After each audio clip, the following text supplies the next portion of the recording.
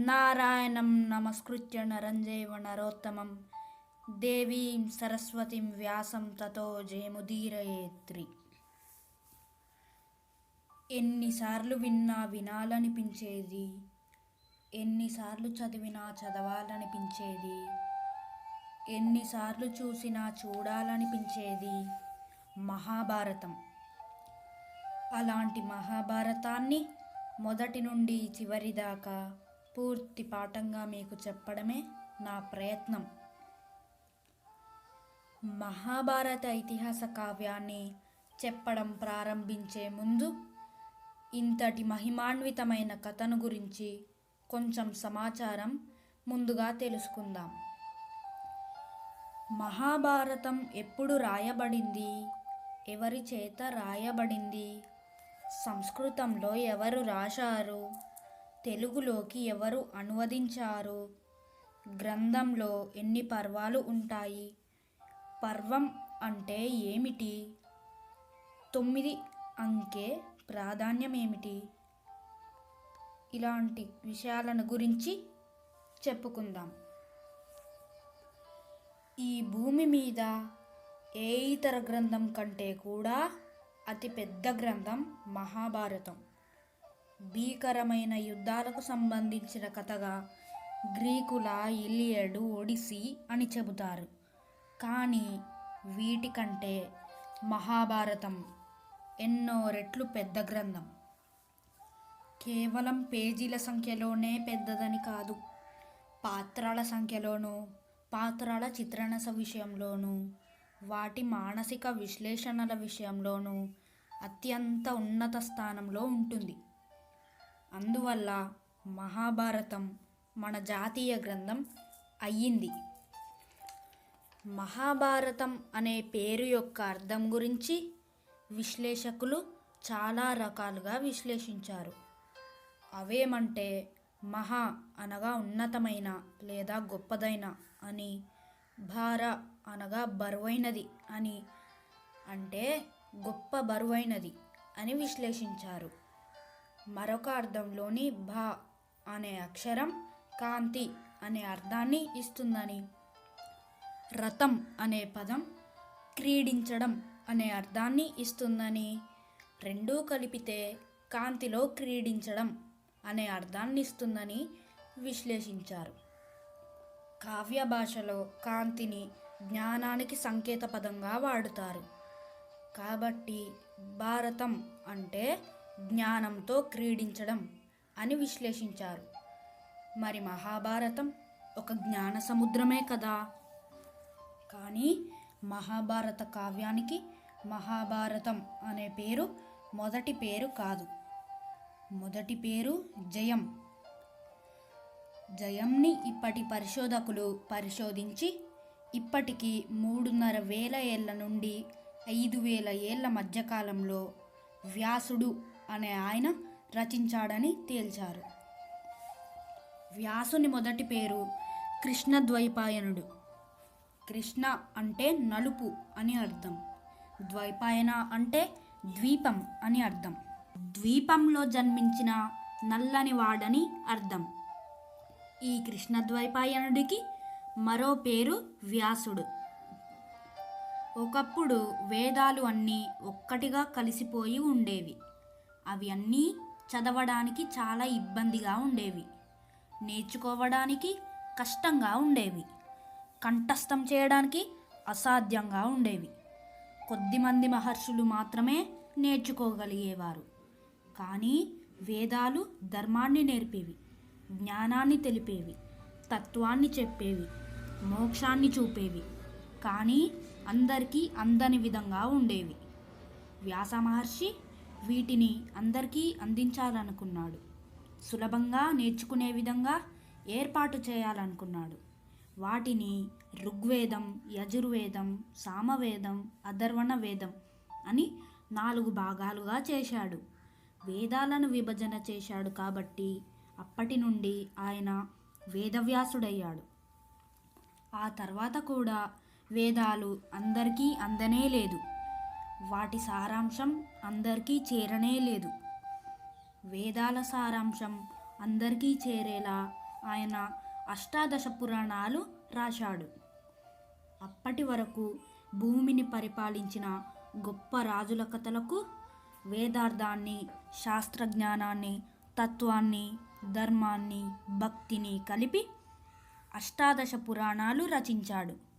కానీ అప్పుడు కూడా ధర్మార్థ కామ మోక్షాలను తెలిపే వేదాలు అందరికీ చేరలేదు. అప్పుడు వ్యాస మహర్షి జయం అనే ఇతిహాస కావ్యాన్ని రచించాడు. వేదాల సారాంశం, పురాణాల కథార్థం, శాస్త్రజ్ఞానం, తత్వజ్ఞానం, లౌకిక జ్ఞానం, మానవ జీవన విశ్లేషణ ఇలాంటి అన్ని విషయాల్ని జయేతిహాసంలో చేర్చాడు. అటు తర్వాత ఈ జయేతిహాసాన్ని నారదమునితోనూ, దేవలమునితోనూ, జైమిని మునితోనూ, వైశంపాయన మునితోనూ లోకాలన్నింటా ప్రచారం చేయడానికై పంపించాడు. అలా పంపించబడిన వారిలో వైశంపాయనుడు ఒకరు. ఆయన భూలోకం వచ్చి హస్తినాపుర మహారాజు జనమేజయునికి మొదటిసారి వినిపించాడు. జనమేజయుడు పాండవ వంశం వాడు. అర్జునుని ముని మనవడు, అభిమన్యుని మనవడు, పరీక్షిత్తుకు కుమారుడు. వైశంపాయనుడు చెప్తున్న జయం కథను జనమేజయుని వంశం కథ కనుక ఆయన కథను వింటూ అనేక సందేహాలు వెలిపుచ్చాడు. వైశంపాయన మహర్షి జనమేజయుని సందేహాలను స్వయంగా తీరుస్తూ జయం కథను చెబుతాడు. దాంతో జయం కథ బాగా పెరిగి పెద్దదవుతుంది. అందుకని అప్పటి నుండి భారతం అని పేరు వచ్చింది. వైశంపాయన మహర్షి జనమేజయునికి జయం కథ చెబుతున్నప్పుడు అక్కడ సూతుడు అనే ముని ఉంటాడు. ఈయనకు ఉగ్రశ్రవసు అని మరొక పేరు కూడా ఉంది. ఉగ్ర అంటే తీవ్రంగా అని, శ్రవ అంటే చెవి లేదా వినడం అని అర్థం. తీవ్రంగా వినేవాడని అర్థం. ఎవరైనా ఏదైనా చెబుతున్నప్పుడు లోకాన్ని మరచి అందులోనే లీనమై వినేవాడట. ఈ ఉగ్రశ్రవసు రోమహర్షణుని కుమారుడు. మరి రోమహర్షణుడు వ్యాస మహర్షి ప్రియ శిష్యుడు. వేదాలని, పురాణాలని వినిపించేవాడు. ఈయన కథ చెబుతుంటే వినేవారికి ఆనందంతో వెంట్రుకలు నిక్కబొడుచుకునేవాట. అందుకని ఆయనకి రోమహర్షణుడు అన్నారు. అంత గొప్ప కథకుని కుమారుడు కాబట్టి సూతముని కూడా గొప్ప కథకునిగా తయారయ్యాడు. ఈ సూతముని ఒకరోజు నైమిషారణ్యంకి వస్తాడు. నైమిషారణ్యంలో శౌనకుడు అను కులపతి చేసే సత్రయాగం చూడడానికి. ఈ సత్రయాగం 12 ఏళ్ళు సాగే దీర్ఘ సత్రయాగం. అక్కడ 11,000 మంది మునులు శౌనకునితో పాటు యాగంలో పాల్గొంటూ ఉన్నారు. తమ యాగం చూడడానికి వచ్చిన సూతమని గొప్ప కథకుడు అని తెలుసుకొని తమకు ఏదైనా మంచి కథను వినిపించమని కోరతారు. సూతుడు వాళ్లకు భారత కథను చెబుతాడు. కథను వింటూ శౌనకాది మునులు చాలా రకాల ప్రశ్నలు అడుగుతారు. వారి ప్రశ్నలకు సమాధానాలిస్తూ భారత కథ పూర్తిగా వినిపిస్తాడు. సమాధానాలతో కలిసిన భారతం బాగా పెరిగి మహాభారతం అవుతుంది.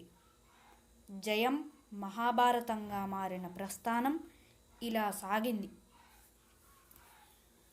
మహాభారతం మొత్తం వినిపించాక సూతుడు చివరలో వ్యాసముని హృదయాన్ని ఇలా మాటల్లో చెబుతాడు.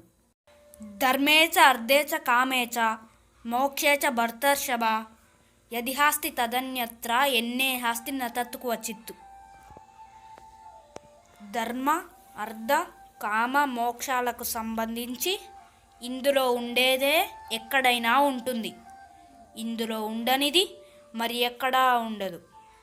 వ్యాసుడు ధర్మార్థ కామ మోక్షాలను లోకానికి వివరించాలని అంతలా తప్పించాడు. అసలు ధర్మార్థ కామ మోక్షాలంటే అర్థం ఏమిటి? ధర్మం అంటే వేదం, శాస్త్రం లోకంలో మనిషి ఎలా నడుచుకోవాలో అని చెప్తాయి. అది చెప్పిన విధంగా నడుచుకోవడమే ధర్మం అని తాను తెలుసుకొని ఆచరించగలిగిందే ధర్మం అని. ధృతి, దయ, ఆస్తియం, క్షమ, ఇంద్రియ నిగ్రహం, శౌచం, సిగ్గు, విద్య, సత్యం, కోపం లేకుండా ఉండడం, ఈ 10 లక్షణాలు కలిగి ఉండడమే ధర్మం అని శాస్త్రాల సారం. మనం రోడ్డు పైన నడుస్తున్నాం అనుకోండి, ఎడమ పక్కనే నడవమని శాస్త్రం చెప్పిందనుకోండి. మనం శాస్త్రం మాట వినకుండా కుడి పక్కన కానీ నడిస్తే ఎదురుగా ఏ వాహనమో వచ్చి గుద్దేసి వెళ్ళిపోతుంది. అందుకే శాస్త్రం చెప్పిందే ధర్మం. తర్వాత అర్థం. అర్థం అంటే ధనం, సంపద. ఒక మనిషికి కానీ, రాజ్యానికి కానీ, లోకానికి కానీ ధనం తప్పనిసరిగా అవసరమవుతుంది. ధనం సంపాదించడం తప్పని ఏ శాస్త్రమూ చెప్పదు, కానీ ఎలాంటి మార్గాల్లో సంపాదించాలో మాత్రం చెబుతుంది. ఒక దేశం ఆర్థిక విధానం ఎలా ఉండాలి, రాజు ప్రజలపై పన్ను ఎలా విధించాలి, ధనాన్ని తిరిగి ఎలా వినియోగించాలి, వస్తువుల్ని ఉత్పత్తి చేసే వారితో, పంటను పండించే రైతుతో ఎలా సహకరించాలి, వారికి విత్తనాలని ఎలా సరఫరా చేయాలి, తిరిగి పంటలను ఎలా కొనుగోలు చేయాలి, సంపదపై రాజుకి ఎలాంటి అధికారాలు ఉండాలి, సాధారణ పౌరునికి ఎలాంటి అధికారాలు ఉండాలి అనే విషయాలను నిర్దేశించి రాస్తాయి శాస్త్రాలు. ఈ ఆర్థికపరమైన విషయాలపై మహాభారతంలో నారదునికి ధర్మరాజుకి మధ్య అద్భుతమైన చర్చ ఉంటుంది. అది ఈనాటికి ఉపయోగపడేలా ఉంటుంది.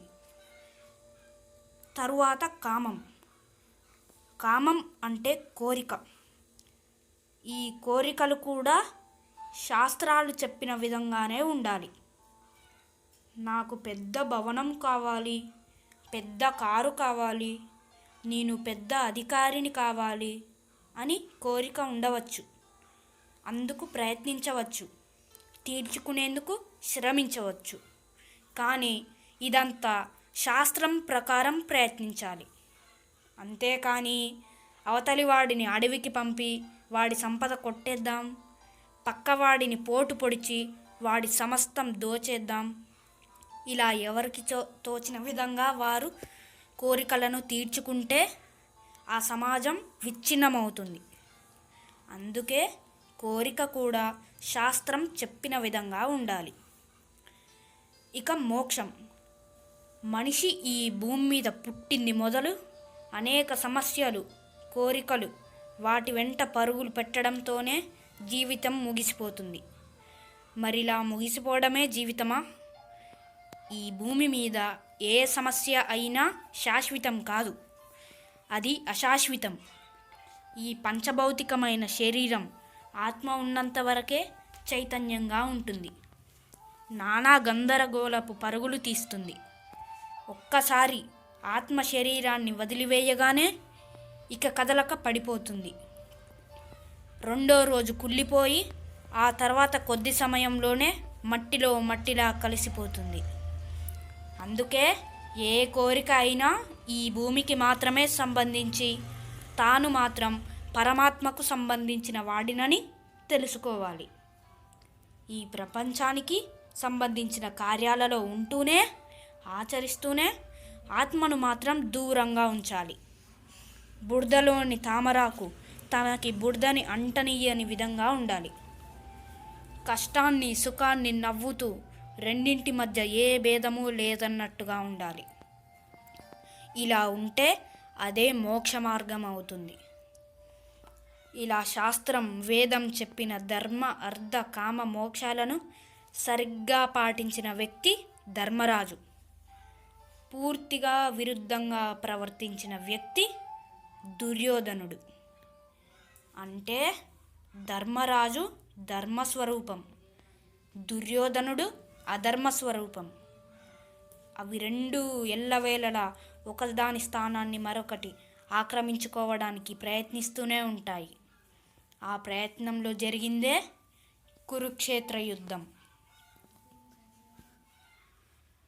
కురుక్షేత్ర యుద్ధం తర్వాత అక్కడ మొత్తం శవాల దిబ్బగా మారిపోతుంది.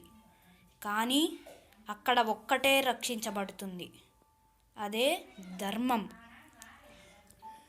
మహాభారతం నిరూపించిన ఈ ధర్మం ఈనాటికి భారతీయులను ఆత్మసాక్షిగా ఉన్నత స్థానంలో నిలబెట్టింది.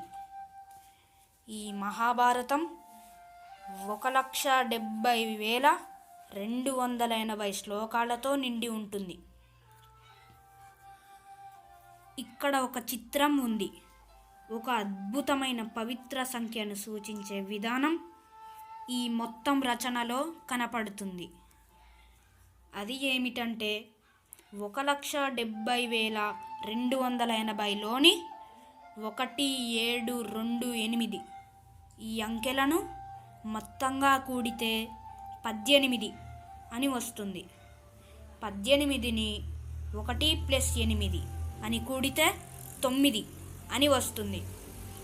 అదేవిధంగా మహాభారతం 18 పర్వాలు, అనగా 1+8 సమానం 9. భారతంలో శ్రీకృష్ణుడు చెప్పిన భగవద్గీత 18 అధ్యాయాలు, 1+8 సమానం 9. అలాగే కురుక్షేత్ర యుద్ధం 18 రోజులు జరుగుతుంది. 1+8 సమానం 9. అందులో 18 అక్షౌహిణీల సైన్యం పాల్గొంటుంది. 11 అక్షౌహిణీలు కౌరవులవి, 7 అక్షౌహిణీలు పాండవులవి. ఇక్కడ కూడా 1+8 సమానం 9.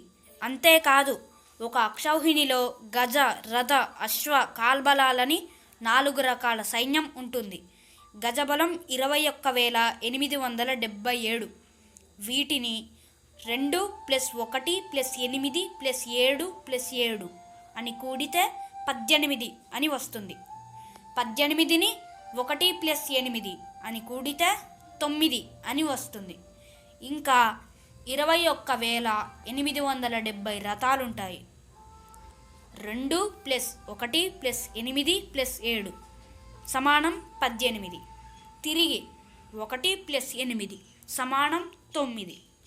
దీని తరువాత 65,610 గుర్రాలుంటాయి.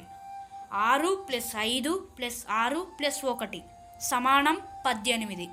తిరిగి 1+8 అంటే మళ్ళీ 9.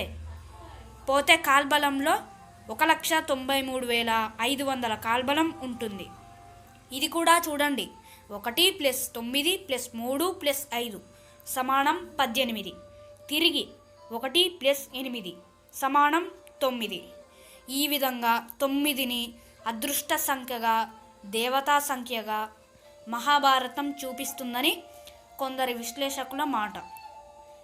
ఇలాంటి అనేక మహత్తులు కలిగిన మహాభారతం ఇప్పటికీ 5,000 ఏళ్ల నాడు మహాశివుడి తనయుడు వినాయకుని సాయంతో రచించాడు వ్యాస మహర్షి. అది ఎలాగంటే, లేఖకుడు లేకుండా ఇంత పెద్ద గ్రంథం స్వహస్తాలతో ఆలోచిస్తూ రాయడం కష్టమని భావించిన వ్యాస మహర్షి అలాంటి రాయగల లేఖకుడి కొరకు వ్యాసుడు భూమి అంతా వెతుకుతాడు.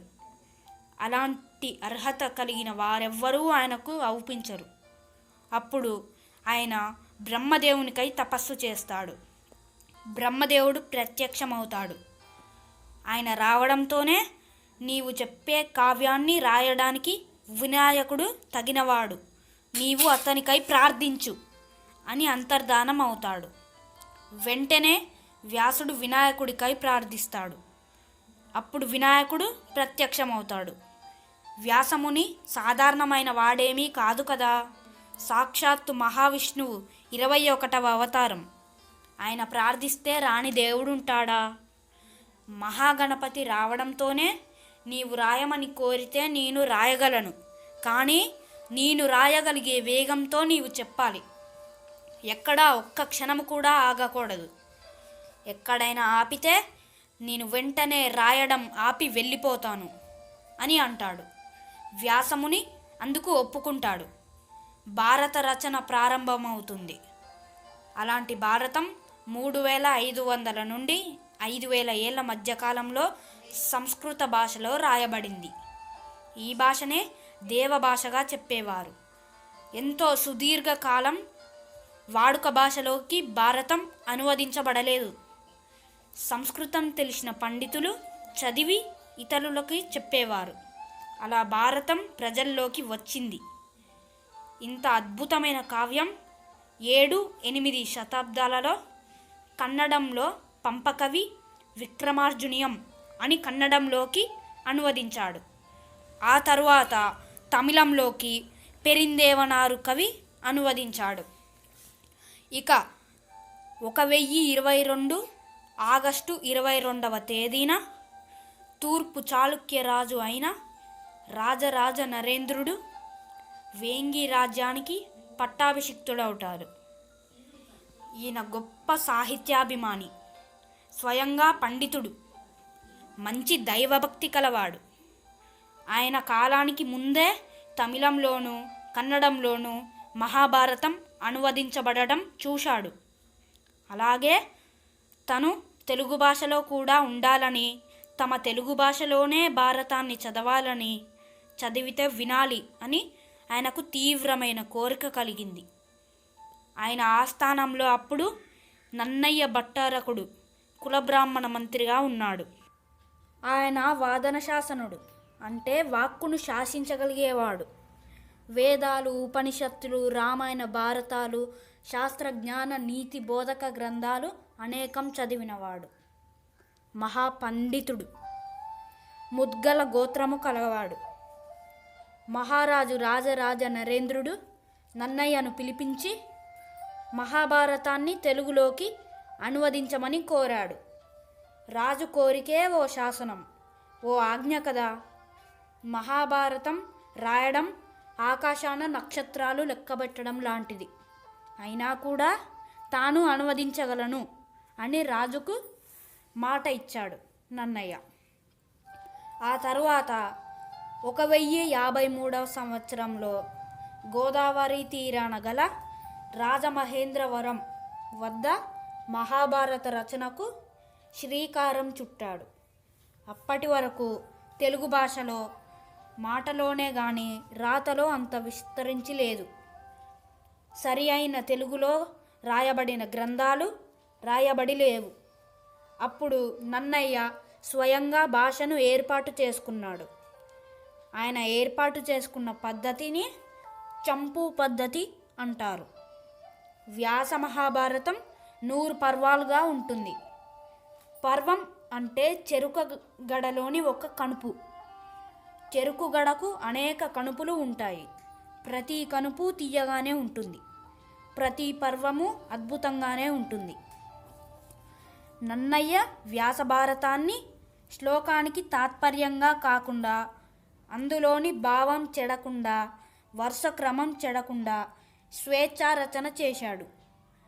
100 పర్వాల మహాభారతంలో చివరి 2 అయిన హరివంశం, భవిష్య పర్వాలని వదిలివేసి 98 పర్వాలను 18 పర్వాలుగా చేసి శ్రీమదాంధ్ర మహాభారతం పేరుతో రచన సాగించాడు. కానీ మన దురదృష్టం, ఆయన రచన చివరి వరకు సాగలేదు. ఆది పర్వం, సభాపర్వం పూర్తి చేసి అరణ్య పర్వం 4వ ఆశ్వాసం 173వ శ్లోకం వద్ద ఆపివేశాడు. ఎందుకు ఆపివేశాడు అనే దానిపై రకరకాల కారణాలని పరిశోధకులు చెబుతారు. మహాకవి, ఆదికవి అయిన నన్నయ్య వదిలిన మహాభారత శేషాన్ని దాదాపుగా 2 శతాబ్దాలకు 1208వ సంవత్సరంలో తిక్కన సోమయాజి రచించాడు. తిక్కన మన్మసిద్ధి అను రాజు వద్ద ఆస్థాన మంత్రిగాను ఆస్థాన కవిగాను ఉండేవాడు. అప్పటికే నిర్వచనోత్తర రామాయణం మొదలైన ప్రముఖ గ్రంథాలు రచించాడు. ఆయన నన్నయ్య అసంపూర్ణంగా వదిలిన భారతాన్ని విరాట పర్వం మొదలుకొని చివరిదైన మహాప్రస్థాన పర్వం వరకు మొత్తం 15 పర్వాలు సంపూర్ణంగా రాశాడు. నన్నయ్య వదిలిన అరణ్య పర్వశేషాన్ని మాత్రం అలాగే వదిలాడు. అప్పటికీ పూర్తి కాని మహాభారతం మరో 200 ఏళ్లకు 14వ శతాబ్దిలో ఎర్రాప్రగడ పూర్తి చేశాడు. హరివంశం, భవిష్య పర్వాలను రెండింటినీ కలిపి హరివంశం అనే గ్రంథాన్ని మహాభారతంలో భాగంగా కాకుండా వేరుగా రాశాడు. నన్నయ్య తర్వాత వచ్చిన తిక్కన, ఎర్రన నన్నయ్యని గౌరవిస్తూ ఆయన ఏర్పరిచిన పర్వాలను అనుసరించే రాశారు. ఇప్పటితో మహాభారత తెలుగు అనువాదం పూర్తి అయ్యింది. ఇప్పటితో మహాభారత పరిచయం కూడా పూర్తి అయ్యింది. ఇక తరువాతి ఎపిసోడ్లో భారత కథను ప్రారంభిద్దాం. శుభమస్తు.